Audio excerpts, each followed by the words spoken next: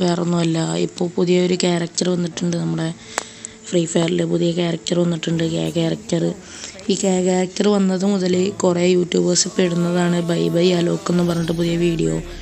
അപ്പോൾ എനിക്ക് എൻ്റെ ഒരു രീതിക്ക് നോക്കുകയാണെങ്കിൽ ഒരിക്കലും അലോക്കിൻ്റെ അടുത്ത് വരുമെങ്കിലും അലോക്കിനെ മറികടക്കാമെന്ന് ചോദിച്ചാൽ ചിലപ്പോൾ ചില കാര്യങ്ങളിൽ മറികടക്കാനാവും. എന്നാലും ഞാൻ അലോക്കിനെ യൂസ് ചെയ്യാന്ന് പറഞ്ഞാൽ എന്താ വെച്ചാൽ അലോക്കിന് 3 കാര്യങ്ങളുണ്ട് ഗൈസ്. എൻ്റെ ഒരു കോൺസെപ്റ്റിൽ 3 കാര്യങ്ങൾ അലോക്ക് കേക്കാളും അടിപൊളിയാണ്. ഒന്നാമത്തെ കാര്യം ഒന്നുമല്ല, നമ്മുടെ ലുക്ക് തന്നെയാണ്. ഈ മനുഷ്യൻ്റെ ലുക്ക് വേറെ ക്യാരക്ടറിനൊന്നും ഇതുവരെ ഫ്രീ ഫയറിൽ വന്നിട്ടില്ല എന്നാണ് എനിക്ക് തോന്നുന്നത്. അജാതി ലുക്കാണ് ഈ ഫ്രീ ഫയറിൽ അലോക്കിന്. ഏത് സാധനം ഇട്ടാലും ഇയാൾക്ക് ഭയങ്കര ലുക്കായിരിക്കും.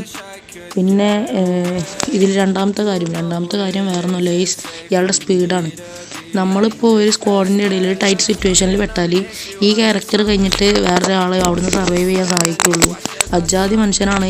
നമുക്ക് 15% അതിൻ്റെ മുകളിൽ നമുക്ക് 15% സ്പീഡ് നമുക്ക് കിട്ടുന്നുണ്ട് 10 സെക്കൻഡിന്.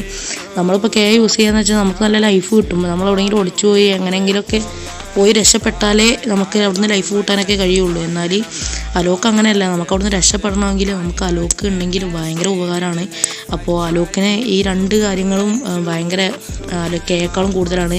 ഇനി മൂന്നാമത്തെ കാര്യം എന്താണെന്ന് വെച്ചാൽ ക്യാരക്ടറിൻ്റെയും അലോക്കിൻ്റെയും 2 പേർക്കും ഓറകളുണ്ട്. 2 ഓറയുണ്ട്. ആക്റ്റീവ് സ്വിച്ച് നമ്മൾ നോക്കുമ്പോൾ 2 ഓറ ഉണ്ടാവുന്നുണ്ട്. അലോക്കിൻ്റെ ഓറയുടെ പ്രത്യേകത എന്താണെന്ന് വെച്ചാൽ ആ ഓറയിൽ 5 മീറ്റർ ദൂരത്തിലൊരു ഓറ ഉണ്ടാവും. അതിൻ്റെ ഉള്ളിലുള്ള നമ്മുടെ അലീസിന്, അതായത് നമ്മളെ ഫ്രണ്ട്സിന്, നമ്മളൊപ്പം കളിക്കുന്നവർക്കും ആ 5 HP, അതായത് 10 സെക്കൻഡിന് 5 HP വീതം 50 HP നമുക്ക് കിട്ടും. അവർക്കും 5 HP കിട്ടും.